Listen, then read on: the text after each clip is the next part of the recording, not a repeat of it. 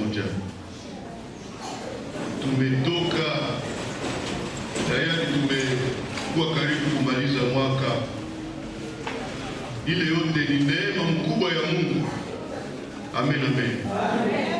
Kwanza mwezi ya kwanza kufika mwezi ya 10 kuimaliza kuingia mwezi mwingine. Tusome neno la Mungu.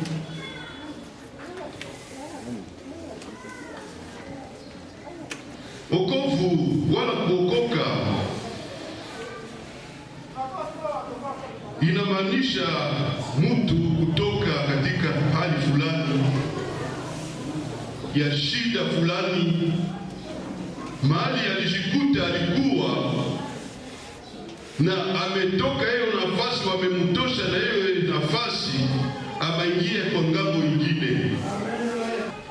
Ule mtu ameonekana ya kwamba ni mabadiliko ambayo imemsaidia, yale anatoka kwa nafasi nyingine anaingia kwa nafasi nyingine. Yaani kuokoka ni mabadiliko. Amen. Kuna kwaka watu ambao wanakuwa kando kando, ndio wanakuwa naangalia sema huyu mtu kabisa ameokoka. Huyu mtu ameokoka. Kwa sababu walikuwa mahali fulani ya zamani ambao watu wote walikuwa wanamjua. Daudi alikuwa katika gereza, na kule katika gereza alipata neema, anatembelewa na watu wa Mungu, wala anapata ushuhuda fulani, na ile ushuhuda inamleta sasa kujia ya kubadilisha, kumtosha katika hiyo hali ambayo alikuwa akikuwa ndani ile maisha ambayo alikuwa amekuwa na shida ambayo ilikuwa inamfunga, yani tabia ambayo alikuwa nayo, hiyo tabia ameamua sasa kuiacha na anaingia katika njia nyingine ya mabadiliko. Amen, amen. Yani uamuzi wa mtu ndio inatumaka sasa watu wanamshuhudia. Na siku ambazo tunaziishi, siku za leo, watu wengi wanasema tayari nimeokoka. Nasema umeokoka. Sisi sote kanisani tutasema tayari tumeokoka. Lakini kungaliko watu ambao wangaliko wamefungwa katika maisha moja wala hali fulani fulani ya asili ambao hawajaiachaka. Amen, amen. Hawajaitika kuiacha. Hiyo pase ya mtu ya zamani, pase yako, mpaka sasa umeingia ndani ya kanisani, umekubali kuamini Yesu kwa Bwana na Mwokozi wa maisha yako, na umekubali kubatiziwa kwa maji mengi, lakini ile tabia yako ya zamani ungaliko nayo mpaka sasa. Yaani wokovu ni mabadiliko. Ninabidi wakati mtu anaokoka, vile vyako ya zamani, maisha ya zamani unakubali kuiacha, unaingia kwa maisha sasa ya sasa. Yaani unatoka katika njia ya zamani, maisha ya zamani, unaingia sasa mu maisha ya Kristo. Unakubali kutembea kama vile Kristo anatembea. Kristo anakuambia utembee, ndio utatembea. Bwana Yesu asifiwe. Kitofauti na wapagani, inabidi wapagani wavutwe na sisi. Wakati wanavutwa na sisi, na utaona kanisa itajaa. Amen, amen. Hesabu ya kanisa wakati ya Matendo ya Mitume ilikuwa inaongezeka siku kwa siku. Kwa sababu gani? Walikuwa wanaangalia wale wa mitume, tabia yao ni ya wokovu. Na ndio ilikuwa natuma hiyo tabia yao ilikuwa navutia wapagani. Na wapagani walikuwa wamekuja ndani ya hekalu wakiongeza kanisa siku kwa siku. Idadi ya kanisa ilikuwa inaongezeka siku kwa siku. Juu ya nini? Kuangalia wokovu ambao iko ndani ya wale watu. Kitabu ya Matendo ya Mitume walisemanga Matendo ya Mitume, juu waliangalia Matendo ya Mitume jinsi ilikuwa ya kuvutia Wakristo, watu wa nje, wapagani, na kuwaleta kwa Yesu kupitia tabia zao. Ile tabia ndio ilikuwa natuma ni wa Kristo. Hawa ni wa mitume. Watoka kwa ngazi moja na tunaingia mwingine. Tunaamini Yesu Kristo Bwana anakuwa Bwana wa maisha yetu. Anakuwa Bwana mwokozi wa maisha yetu. Wakati tunaamini tu pale pale, tunatoka kwa njia nyingine na tunaingia kwa njia nyingine. Yaani wokovu inabidi kujikaza ionekane ndani yetu. Mabadiliko ionekane. Watu washuhudia sema huyu mtu amekwisha kubadilika. Kama alikuwa mtu akoseka, alikuwa kama mtu mwenye asame yake na hakuwa na roho ya kusamehe wengine. Ili wakati juu amekutanana na Kristo, Kristo amemletea mabadiliko, anaanza kuwa mtu akusamehe. Kama alikuwa mtu wa chuki, unasikia unaona chuki inaanza kumtoka. Hata kwa tena mwile maisha ya kuchukia watu. Kama alikuwa mgomvi, hata kwa mtu ya ugomvi tena. Anakuwa mu maisha mengine. Yaani anaanza kutembea sawa sana jinsi Yesu anamuongoza kutembea. Yaani ataongozwa na Roho Mtakatifu, kwa sababu ule Roho Mtakatifu iko na mchamusha, iko na muonesha kitu ambao inamubidi afanye na kitu yeye apate kufanya tena. Kwa sababu haiko mtu tena kawaida. Anakuwa mtu tofauti. Bwana Yesu asifiwe sana. Na mara mingi unaangalia watu wanaingia kwa maisha ya kutafuta marafiki. Watu wa Mungu wako na marafiki ambao wanaokoka. Tafuta ndugu mwanaokoka. Kama unakuwa na ndugu mwanakuwa mtu akutetana, achana naye. Achana naye. Usiende naye njia moja. Juu ya nini? Haiko Mkristo. Atakutosha njia ya kumpendeza Mungu. Bwana Yesu asifiwe sana. Achana naye. Kama unaona mtu akusema mingi, achana naye. Wakukritike wengine, achana na ule mtu. Wokovu yepe atuikamate na samani. Atukamate na samani. Atujue venye tuko nafanya, venye tulikia kutafuta. Neema ya Mungu inatufikia. Iko natufikia usiku na mchana. Wokovu wa Mungu, Yesu ameacha ufalme wa mbinguni, ameacha mbinguni, ameshuka juu yako na mimi. Ameacha vyake vya lazima vyote kule, anasema acha nikie huku juu ya kusoveka mwanadamu. Juu ya kukia kupatanisha mwanadamu tu. Jambo tulikuwa mbali sana. Tulikuwa katika matope, tulikuwa mzambi ya ajabu. Hatungelistahili hata siku moja tena kujongelea mbele ya Mungu. Tulikuwa tunasikia haya tunasema, eske nikaomba kusamehe wanaweza kunisamehe kweli? Amen, amen. Lakini neema mkubwa ya Yesu amekuja juu atupitishe katika maisha ya wokovu. Ile wokovu inaendelea. Bwana Yesu asifiwe sana. Yaani kuokoka ni kukamata uamuzi, ni kuingia katika maisha ya mabadiliko. Unatoka mahali ngazi ndio unaingia ngazi nyingine. Na ndio unaendelea msafari. Uko unaendelea msafari. Na watu wako wanaangalia sema huyu mtu amekwisha kuwa tofauti sasa. Maisha ya asili ingaliko, watu wangaliko nafunga ile maisha ya asili. Wangaliko wanasema mimi niko na tabia ya kwetu hii. Sie kwetu atupendaki mtu atuonee. Yafani nitomboke tu wanisikie, ndio waniogope. Amen, amen. Bwana Yesu asifiwe sana. Nikanyamaza watanionea, watanizarau. Na Yesu yeye alitulia. Yesu alimuuliza ni wewe mfalme wa Wayahudi? Akabakia kimya. Nyuma sawa alimuuliza tena.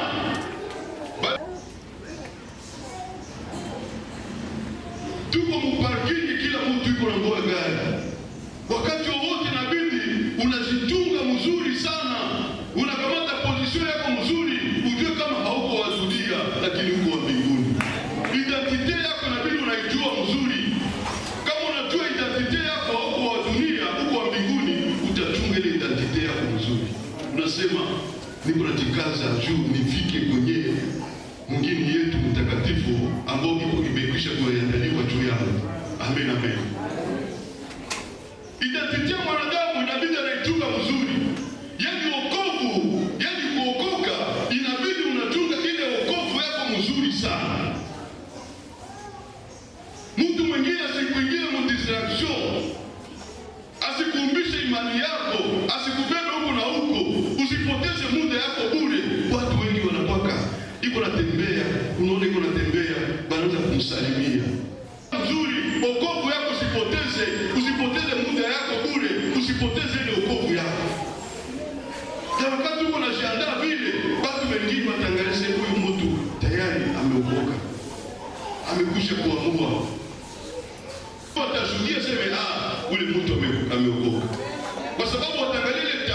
ya zamani haiko tena ile tabia, umekwisha kuokoka kwa sababu umebadilika. Hauko tena mwile maisha, mwile hali nyingine, umekuwa hali nyingine. Kama mtoto alikuwa anamtumaka kunyumba, alikuwa na kataraka, sasa ameamini Yesu, ameokoka, wazazi wasiseme, wazazi wanaanza kuongeza fulani ameshabadilika. Amen. Fulani amebadilika, huyu mtoto amebadilika. Unaona sasa anakuwa rafiki ya wazazi.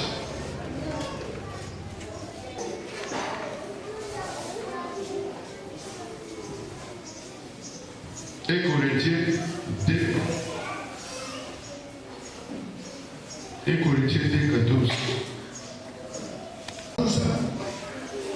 Corinthiens 2:14. Sura ya pili mstari wa 14. Amen. Soma kwa jina la Yesu Kristo. Amen, amen, amen. Lakini mwenye kufuata tabia ya asili hapokee maneno ya Roho wa Mungu.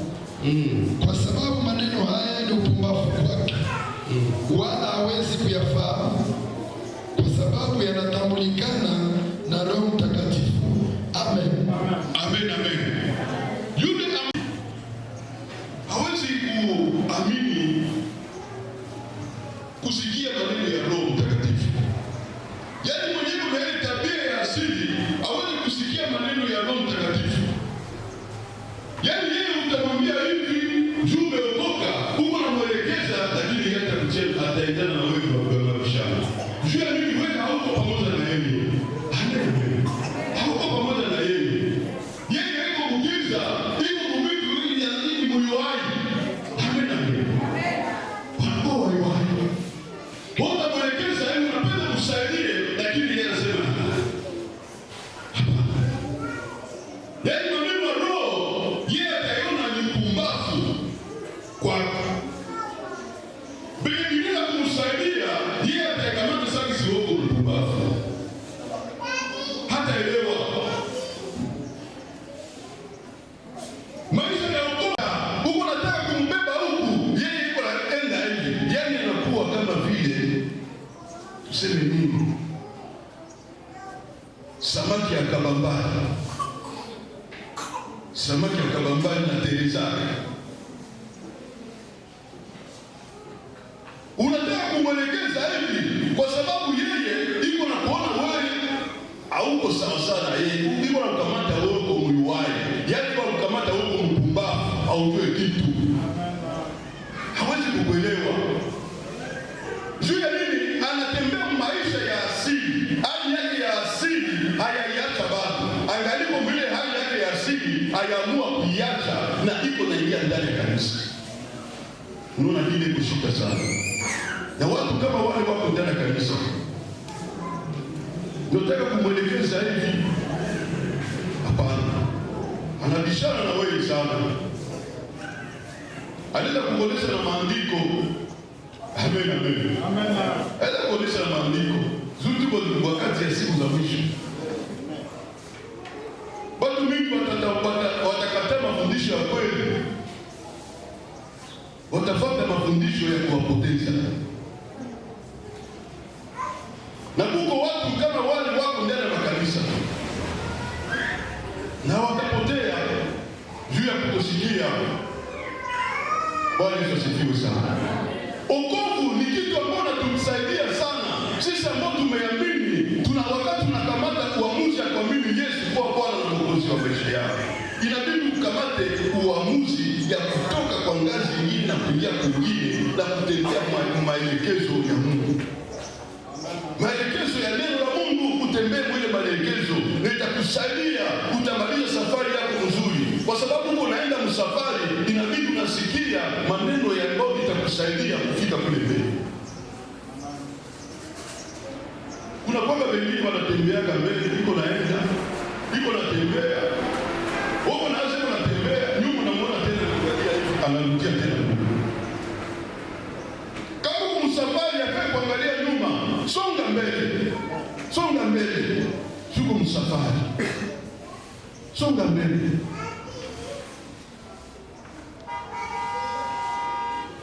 Havia rudi yake nyuma.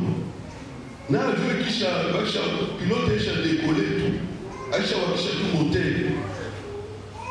Aisha wakisha tu. akaenda, hawezi kutia nyuma tena, hawezi simama.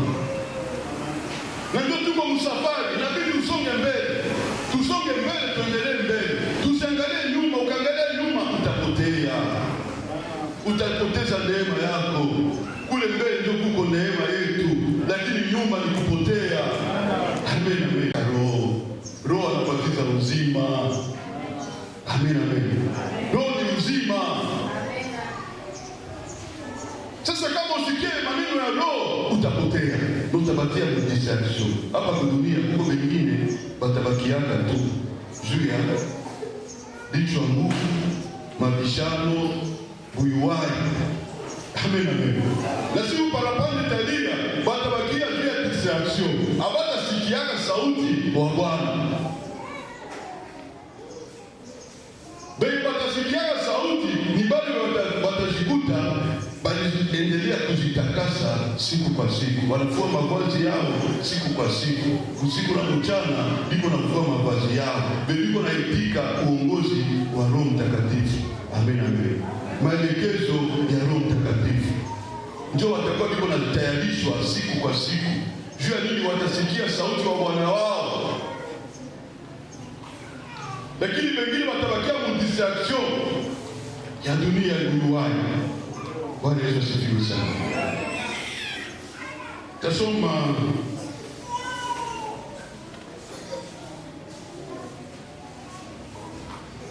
Matendo ya Mitume 6:1-5.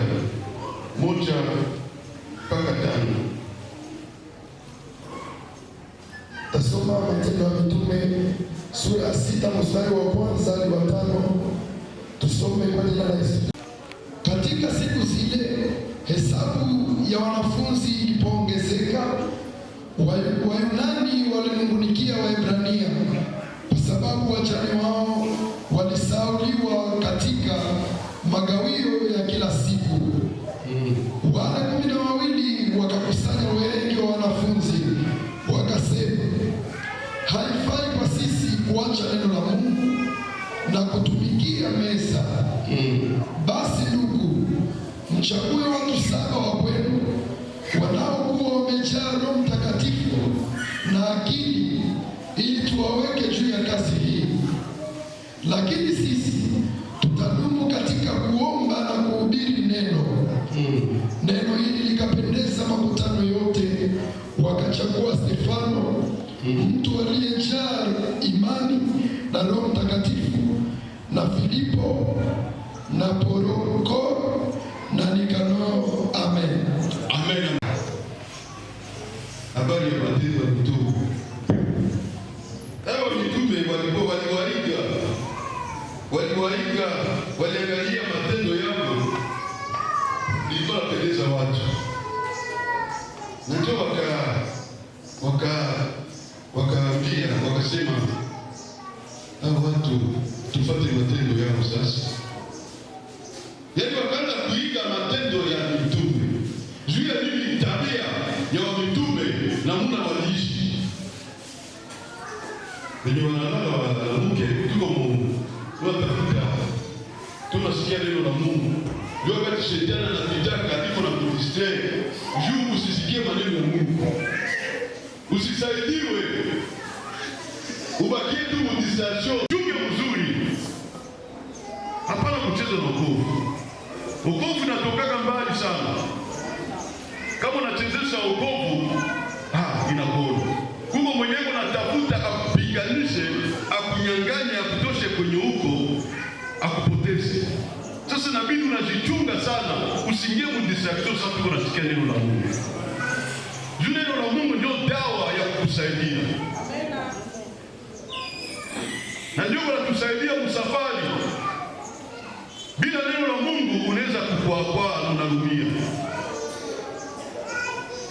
Na watu wengi wako natembea wanakwaa juu ya nini? Wanakosa watu wa kuwasaidia.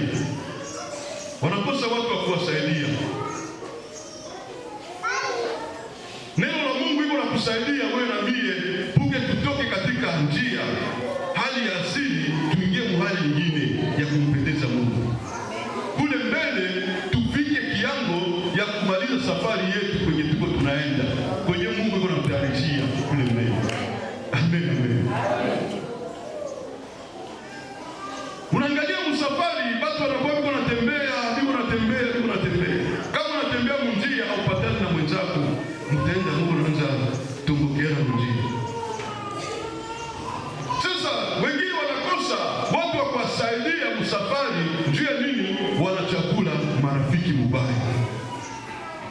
unatafuta marafiki wenye hawaokoke. Mara kwa mara uko natembea huko na rafiki yako, tabia yake na yako haiko sawa. Mungu natembea msafari munjia moya, unakutana kule mbele amfike.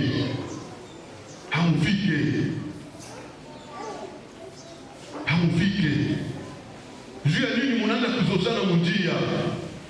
Tafuta ndugu mwenye ameokoka, njoo akwe rafiki yako. Tafuta ndugu mwenye ameamini Yesu, mwenye kuna Baba wa Mungu, njoo akwe rafiki yako. Wakati hujapata ule, ni shida. Ambia Mungu akusaidie. Ambia Mungu akuchagulie rafiki. Alikuwa wanagabulia wajane chakula na pesa. Yaani kuchunga, kuangalia maisha yao. Lakini ilifika wakati Waebrania walikuwa wanafanya sasa injustice. Tuseme Wayunani wakaangalia au Waebrania, hii tabia ambao walikuwa nayo haiwapendezi, wakakwazika ndani ya roho, wakasirika ndani ya roho. Juu ya injustice ambao Waebrania walikuwa wanaanza kuifanya. Yaani wakasahau, wakaanza kusahau. Mara mingi wakaanza kusahau kugabulia wajane chakula na kuwagabulia pesa ndani ya ikao. Na ndio ilikuwa tabia ya wamitume. Wayunani wakasema, watu wanatusahau. Ikaleta fuyo. Wajane walizarauliwa, yani hawakuwa konsidere tena mwekano. Makawio yao ya kila siku hawakuipataka tena, yani wakakuwa neglige. Na ndio wakaleta hiyo habari kwa mitume. Sasa waleta hiyo habari kwa mitume. Wamitume wanasema, sasa nyie Wayunani mchagule watu 7 wa kwenu wenye wamejaa Roho Mtakatifu na wenye wako na akili, ndio muwapatie kazi. Haiko sie ndio wenye tunaweza kufanya ile kazi ya kuanza kugabula chakula ndani ya hekalu. Lakini nyie Wayunani mtafute watu 7 ambao wamejaa Roho Mtakatifu na wenye wako na akili, ndio waingie kwa hii kazi. Lakini sisi wa mitume tutaingia katika kuhubiri neno la Mungu na kuomba. Amen. Yaani wakagabula makazi, wakatimiwa mataji ndani ya kanisa.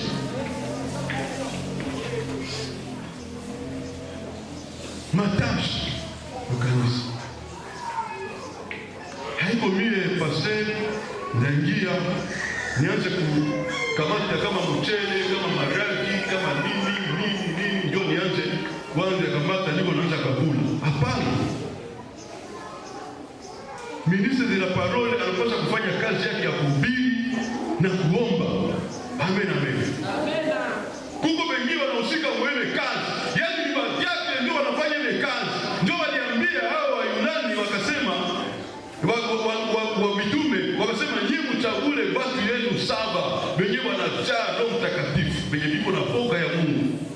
Juu mubya Mungu kuko wengine bakwe na boga ya Mungu. Kuko wengine bakwe na boga. $2 pale itaenda tu. Hata kuambia kweli. Amen. Sasa ile ni uzunisha Wayunani sana. Juu Waebrania ndio walifanya ile negligence, wakaneglige wajane.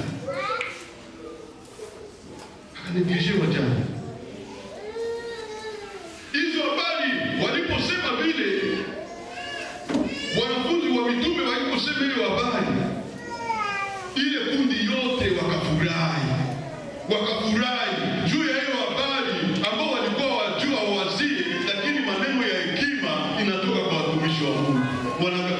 Wanapanga vile, wanasema inabidi sasa nyinyi mchagule watu wa kwenu wenye watafanya ile kazi. Yaani wanaitosha kumikono ya Waebrania, wanatia sasa kwako wao peke wafanye ile kazi sasa. Watu ya akili na wenye wamejaa Roho Mtakatifu. sagesse ya Mungu, wenye kuna boga ya Mungu, ndio bafanye ile kazi. Bakabachagula ndio wenye kusoma hapa,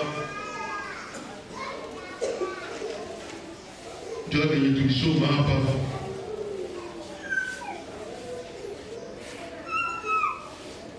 Kwa sababu ile neno liwapendeza mkutano yote, wakachagua Stefano, mtu aliyejaa imani na Roho Mtakatifu. Yaani wakaanza kuchagula mtu moyo mwemejaa na imani na amejaa na Roho Mtakatifu. Filipo naye wakamchagua. Yaani wakachagua watu 7 benye biko na Roho Mtakatifu, biko na boga ya Mungu na biko na akili. Juu kazi ya Mungu inabidi utumikishe na akili, sagesse. Solomo kulombaka Mungu alipatie pesa, lakini aliomba Mungu kitu ya lazima sana, sagesse. Sagesse ya Solomo ilikuwa ya ajabu sana. Mtu anajere 1000 femmes, haiko mtu wa rais hapana. Kujere banamuke 1000 haiko kila mtu. Ni sagesse ya Salomo. Ni Salomo kwa ile sagesse. Kazi ya Mungu iko ajabu. Kuchunga watu kwa ajabu. Yaani boga inabidi kuwe ndani ya watu ya Mungu. Mwenye anaokoka inabidi anaonekana kama anaokoka kabisa. Maisha ya mtu mwenye iko na wokovu inapaswa ionekane. Ile maisha yako ya zamani, pase yako, watu waanze iona tena mkanisa. Kama ulikuwa mtu wa kupigana, ungali mpagani, mkanisa wanaanza kuona tena unakuwa mtu wa bishano, mtu wa kupigana. Mkanisa kila mtu anaonekana kama mtakatifu. Bwana Yesu asifiwe sana. Mkanisa kila mtu yuko mtakatifu, tuko mkanisa. Mekula nje ndio wanatusomaka sana. Kule nje. Hali yako kule nje ndio tuko nazo habari. Hatuko nazo habari ndani ya kanisa. Pale bebiko nje ndio watatupatia habari zako. Na pale bebiko nje wakishatupatia habari zako ndio tunasema huyu mtu ameokoka. Tabia yako itaonesha kama umeokoka. Hali ya asili, kama ulikuwa unakunywa pombe, sio unafika mkanisa unaendelea kuikunywa ndoki haujaokoka. Ndio unaweza kuikunywa kwa uficho, watu hawataona, lakini kule mwenyewe uko juu iko na kuona. Amen, amen. Kule mwenyewe uko juu ndio uko na kuona.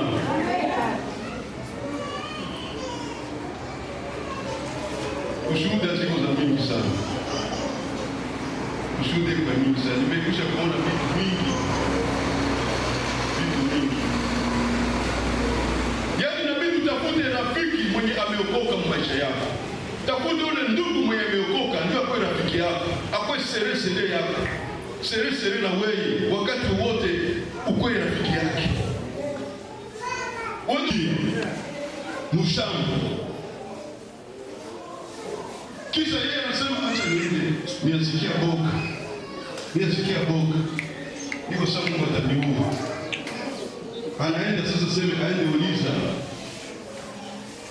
Aulize baba yake na ulize shangazi yake juu ya ile parcelle. Anasikia sasa sauti usiku anamwambia, mie Mungu nilisha kuambia, mie Mungu ananiuliziaka shauri. Amen, amen. Nasikia sauti inamwambia sema, mie Mungu anaenda kuniulizia shauri. Juu unaambia kwa ile nakwambia ufanye hivi, wewe unaenda kuuliza shauri. Mimi wananiuliziaka shauri na kuua. Na vile vyote utaviacha havitakuwa vyako tena, na watoto yako nao watakufa. Bwana Yesu asifiwe sana. Ule mama akasikia boga sana. Ikafika asubuhi yake akaamka asubuhi. Yeye akabeba dokima. Tushamvalise kwa mbali. Tuna dokima. parcelle akaendelea mchungaji. Mchungaji anamwambia mbona leo tekatesha sasa papa? Mimi nakosa mali. Inapita hii juma mbili hii, mimi naruhusiwa roho sana. Biko na nigonga roho sana, nasikia sauti ya Mungu yeye peke. Sauti ya Mungu iko inanikosesha amani juu ya hapa. Kwenda mbinguni inabidi uombe Mungu akusaidie. Usikie sauti ya Mungu. Luka, sikia sauti ya huko na huko, hautapendeza Mungu hata siku moja. Hautapendezaka Mungu. Ule baba akasema mimi sikukuomba, lakini moyo anakusurutisha ukuje unipatie, basi akubariki. Amen, amen. Ule mama leo tajiri leo aliponaka iko tajiri leo. Tajiri nifika kule parcelle ya ule mchungaji, sasa nilikuwa Bukavu, nifika kule parcelle, si ni ajabu. Gorofa Aisha jenga gorofa, ilikuwa parcelle tu hivi, ilikuwa mapangale, Aisha tia gorofa leo. Kwa hiyo siku sana, yaani inabidi mu maisha ya kumtumikia Mungu, maisha yetu ya wokovu, tunachunga hiyo wokovu mzuri. Katika wokovu unakuwa utajiri ambao Mungu anatutayarishia ya ajabu. Utajiri yetu ni ufalme wa mbinguni. Na baada ya hiyo ufalme wa mbinguni, zawadi tuko tunaipata nyingi sasa kupitia maisha ya wokovu. Wakati unapendeza huyu Mungu, kunakuwa maisha ya wokovu. Hiyo unapendeza nayo Mungu, unatembea sawa sana jinsi Mungu anataka. Na kuko utajiri mwingine ndani, yani zawadi Mungu yuko naenda na kupatia kunje yeye kuwazia. Bwana Yesu asifiwe sana. Zawadi iko. Na tunapoteza hiyo zawadi ya Mungu juu ya nini? Wokovu yetu tunaichezesha. Tunachezesha wokovu yetu. Atuikamate na balee. Na japokuwa ukatunga hiyo wokovu mzuri, watu wanaangalia kwamba huyu tayari amekwisha kuokoka, haiko ule wa zamani tena. Ule amekuwa amebadilika, haiko ule wa zamani tena. Mtu mwenye alikuwa mgomvi, mtu mwenye alikuwa mtu wa kupigana, mtu mwenye alikuwa kama wanamuna gani. Ile maisha wameangalia umekwisha kuwa na mabadiliko, bali watashuhudia, watasema huyu mtu atukana, inabidi tumfuate. Twende kwenye anasikia neno la Mungu, tumfuate kwa rafiki yetu. Watakutafuta ukwe rafiki. Utakuwa rafiki ambatu mbele wataangalia tabia yako, wataangalia wokovu ambao umepata kwa Yesu. Wataangalia jinsi Yesu amekwisha kukuponda, amekwisha kukukanyanga, au ule wa zamani tena, umekwisha kupata mabadiliko, yani transformation inaonekana kwa maisha yako. Kila wakati unapitikana mshida, lakini unakuwa katika maisha ya uvumilivu. Wanataka kukuchokoza, wanakuambia hivi, wanakuteta, wanakutukana, bora ikala mtulivu kama vile Yesu. Amen. Yesu alimchamba sana, lakini alitulia afike kumisio yake ya mwisho. Objective yake alifikishe kwa mwisho, juu ya kuokoa wewe mie. Juu misio yake akutoshe kwenye ulikuwa, akufikishe kwenye yeye anataka, juu akutayarishe kuingia katika ufalme wa mbinguni. Bwana Yesu asifiwe sana. Lakini wakati utasikia watu wapagani watakuletea maneno, watu watakupiga vita, wanakuzuiza katika safari, wanapenda uchoke, uke wa kuikalia sasa mzuri. Anasema anaanza kushota vidole, angalia kazi kaikuwa anatumikia Mungu. Akisha kuresiri anaanza kukucheka. Juu shetani anazaruwaka watu. Shetani anazaruwaka watu. Situ kama ulikuwa unatumikia Mungu unaanguka, unakuwa kiti ya shetani, unakuwa chombo cha shetani. Anakuletea sasa watu wa kwanza kukuchamba, na kuweza kukusengenya sasa. Kritiki inaingia. Sasa si yule alikuwa anatumikia kwa Mungu, kumbi moto wa malembelembe. Amen, amen. Tunikaze tuchunge wokovu yetu mzuri. Maisha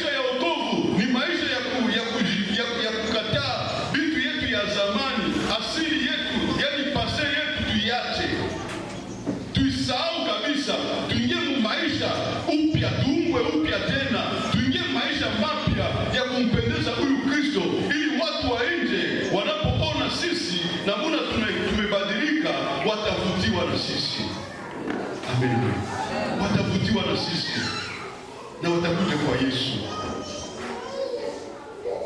Hawaone wokovu yetu, ndio maana watu hawavutiwe. Unaangalia kudunia, watu wa dunia wanavaa hivi, na wewe Mkristo unavaa hivi. Haipo tena,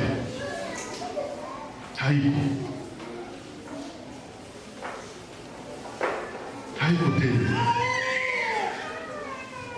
Lakini inabidi kitofauti ionekane, mabadiliko ionekane. Baone mabadiliko kwako, baone mabadiliko kwangu, baone mabadiliko kwa fulani, kwa mtu fulani. Wakati wanaona mabadiliko, tutawavutia na watakuja kwa Yesu. Idadi ya kanisa itakuwa inaongezeka, Kristo atakuwa anazaa kila siku, kwa sababu Yesu yuko anazaa. Sasa wanaangalia tabia yako, Yesu yuko anazaa. Tabia yako ndio kunashuhudia, tabia yako kuna mabadilisha. Haiko paka kwenda kufanya evangelization. Amen. Kwenda kusimama kwa barabara, mwamini Yesu kwa Bwana mwokozi wa maisha yenu, mkuje kwa Yesu. Hapana, tabia yako inaweza kutuma mtu anakuja kwa Yesu. Amen. Tujikaze sana mu maisha yetu. Tuangalie watu gani ambao tunaweza kushiriki nao, watu gani ambao tunaweza kutembea nao, watu gani ambao tunaweza kuomba shauri. Pale unaomba shauri kwa watumishi wa Mungu, Mungu anaenda kuomba shauri kwa watu wenyewe wanakuwa huko nje, watu wa dunia. Kwa sababu watu wa watumishi wa Mungu wako na maneno ya hekima ya kukusaidia, kwa sababu wanakuwa na Mungu ndani yao. Maneno ya akili ya hekima wako nayo juu ya kukusaidia, nitakuelekeza katika safari, nitakutosha katika hali ambayo ndani, ninakuonesha tena njia ya kumpenda Mungu, na Mungu atapendezwa na wewe kwa sababu umesikia mashauri ya watu wa Mungu. Lakini wakati hautakamata mashauri, hautafuatilia mashauri ya watu wa Mungu, unakuwa mwiwai, watakuchoka, watakuacha.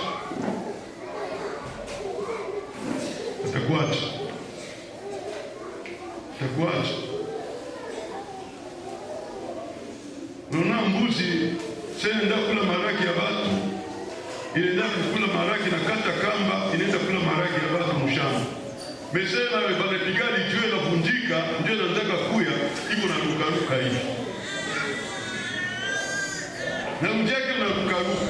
Lakini tujikaze sana, tusiingie kudunia, dunia itatupoteza.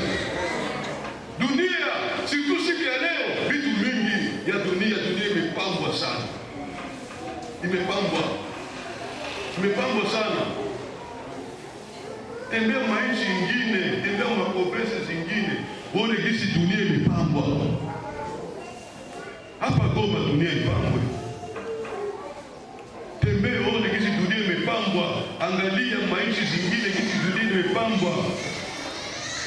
Utasema hii walisema siku za mwisho ni siku ya hatari.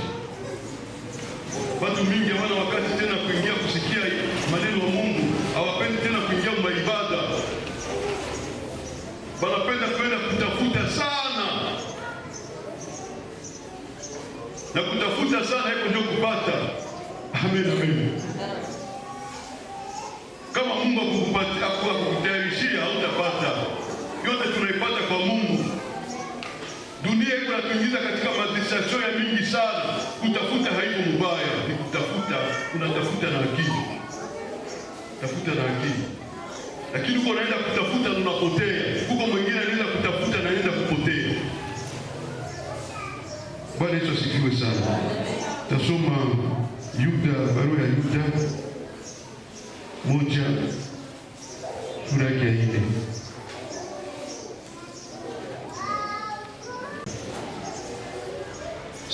Tunasoma mstari wake wa 4, tunasoma kwa jina la Yesu Kristo. Amen. Kwa sababu kuna watu waliojiingiza wenyewe kwa siri, watu walioandikiwa tangu zamani kwa hukumu hii, hawaogope Mungu, wanabadilisha neema ya Mungu wetu kuwa ruhusa kwa uasherati, nao wanamkana yeye aliye peke yake Bwana wetu Yesu Kristo.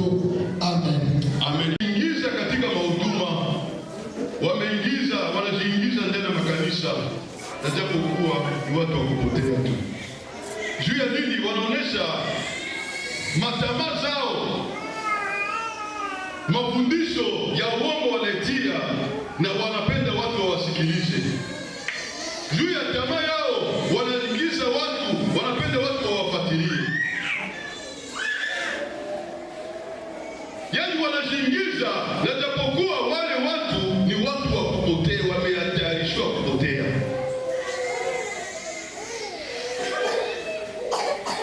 Juu ya nini? Mafundisho ya uongo wanaitia ndani ya watu wa Mungu, na watu wa Mungu waisikie. Kama uko mdistraction utasikia mafundisho yao. Juu ya nini? Ni mafundisho juu ya tamaa zao. Yaani hukumu, wameumbwa juu ya hukumu.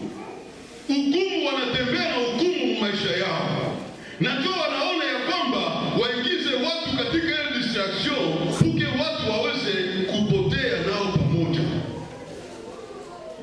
Kumaisha ya tamaa zao ndio wanapenda waingize watu ndani.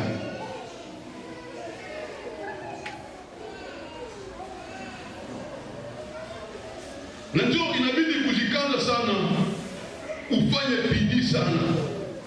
Mafundisho ambayo tuko tunasisikia kuma radio, unasikia mtu anasema nimeona telefone yako. Kuko wakati naona uko na telefone, uko na telefone, na ile telefone simu watapiga itakuwa ya baraka kwako. Kuko apele moya ya lazima utapata, itakuwa baraka kwako. Amen, amen. Yaani hiyo mafundisho inapita kinyume ya maneno ya Mungu. Ni mafundisho ya kupoteza watu wengi, na watu wengi wanafuatana na hiyo maneno, hiyo mafundisho, na biko naisikia, hawajui kama hii mafundisho ni ya kutupoteza. Na watu wanafuata hiyo njia sana, wanakuwa na roho ya pupa ya kutafuta maisha. Wanasema huyu mtu inabidi mtumishi ndio tumfuate. Kama nasikia na kwa ndondosho, watu wote watakuwa nalima matransporo. Unatoka hapa ukanisa, nasema Kenzele ndio mtumishi anaingia kwa kanisa yake. Hata litabiria, jua tumijua napenda hiyo matabiri. Bwana Yesu asifiwe sana. Unapenda wakuambie vitu ya uongo, vitu ya kukupoteza. Shetani isi iko natumika sana, iko na multiplier du jour au jour. Mastrategie mbalimbali iko na kamata juu ya kuchanganikisha watu ya Mungu, buke batoke katika lengo yao, waingie katika njia ya upotevu.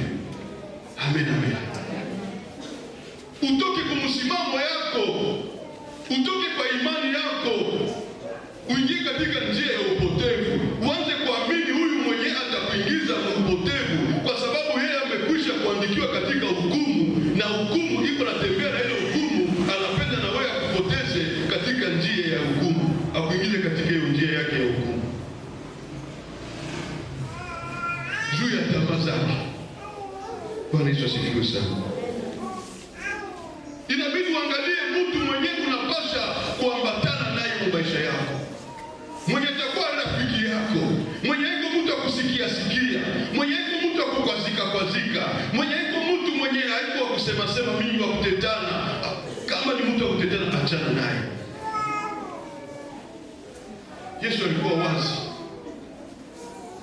Kama unaona uko na mikono mbili, moja itakosesha katika ufalme wa mbinguni, kata ile mkono moja. Shetu uingie katika ufalme wa mbinguni na mkono wenyewe kwa kilema, na mkono mwingine moja na mwingine kwa kilema. Ingia pili kwa kilema kwa Yesu. Kama unaona miguu yako na kutubaka kwenda kuchonganishana, sheti kata ile mguu moja, achana na ule rafiki, kwenda kwa Yesu na mguu moja. Amen, amen. Yesu alikuwa wazi. Juu ufalme mbinguni kila mtu atajitetea yake ile siku. Katika kiti cha hukumu kila mtu atajitetea. Kila mtu atakuwa na neno kusema ile siku. Baba atabeba kosa ya mtoto. Mtoto atabeba kosa ya mama yake. Mama ndiye alikataza nisiende kukanisa. Mama alikataza nisiende kuibada.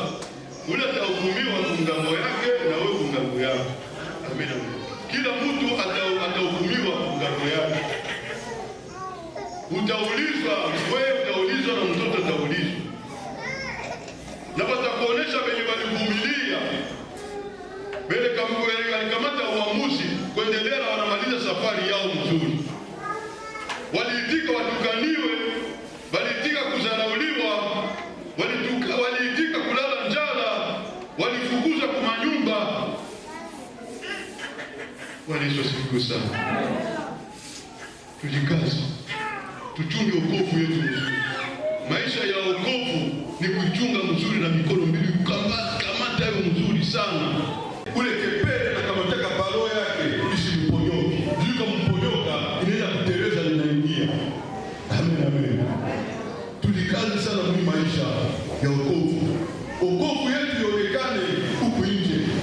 Watu waone wokovu yetu, waisome kule nje. Watusome kwa sababu tuko barua ya kusoma na watu wote. Kule nje watu waone sema huyu amebadilika kwa sababu ametoka tena mlihani. Alikuwa hivi, amekwisha kutoka mli maisha. Ametoka mlihani, amekwisha kubadilika.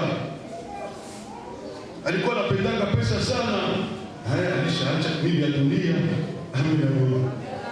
Huo watu wanapenda pesa sana. Haiko mbaya kuipenda, lakini kwa wengine wanaipenda ya kupitisha kipimo. Kupitisha kipimo. Kupitisha kipimo.